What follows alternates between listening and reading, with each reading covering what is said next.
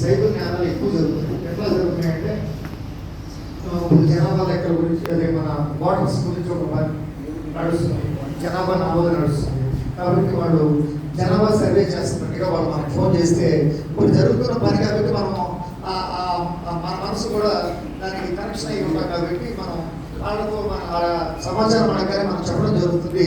దాన్ని బట్టి వాళ్ళు మనల్ని మిస్యూజ్ చేయడం జరుగుతుంది. అంటే మనం ఓటీపీలు చెప్పడం వల్ల కానీ లేదా మనం మన పర్సనల్ డేటా మనం అవతల వ్యక్తికి ఇవ్వడం వల్ల కానీ మనం మిస్యూజ్ చేసి మన అకౌంట్లో డబ్బులన్నీ పోవడం జరుగుతుంది. వేల మంది ప్రొద్దులు లెగిస్తే మోసపోవడం జరుగుతుంది సైబర్ టెక్నాలజీ వల్ల. అంటే ఎక్కడో ఉండి వాడు మారుమూల ప్రాంతంలో తెలుగు మాట్లాడుతున్నట్టుగా మనకి ఒక ఏఏ కాల్ కానీ లేకపోతే కాల్ సెంటర్ నుంచి కానీ కాల్ వస్తే మనం మన ప్రాంతవాసులే మాట్లాడుతున్నారు, మన సచివాలయం నుంచి మాట్లాడుతున్నారు, మన బ్యాంక్ నుంచి మాట్లాడుతున్నారు అని మనం మోసపోయి ఈ డబ్బులు ఆ అకౌంట్లో వేసి మనం ఆర్థికంగా నష్టపోవడం జరుగుతుంది. రీసెంట్గా చూస్తే ఎమ్మెల్యే గారి ఆఫీస్ నుంచి ఫోన్ చేస్తున్నాము, మీకు ఫుడ్ ఆర్డర్ ఇస్తాము, జిఎస్టీ కట్టాలి, ఆ డబ్బులు వేయండి అని చెప్పి దగ్గర కొంతమంది క్యాటరర్స్ దగ్గర డబ్బులు మోసగించారు. అంటే ఇప్పుడు ఆర్డర్ ఇస్తే ఏం చేయాలి?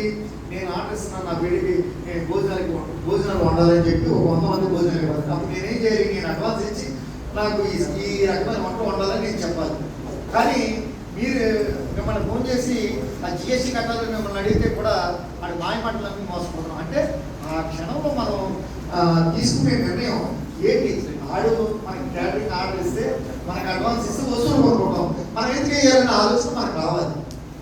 అదేవిధంగా పోలీసులు అని చెప్పేసి ఇదివరకంలో డిజిటల్ అరెస్టులు అని చెప్పి తల్లిదండ్రులను భయభ్రాంతులకు వచ్చేసి వాడు ఫోను పోలీసుకి వీడియో కాల్ చేస్తారు. వాడు ముంబై నుంచి మాట్లాడుతున్నాడు, ముంబైలో తెలుగు ఎదుర్కొంటాడు, ఎవడో రేర్ కేసెస్లో ఉంటారు.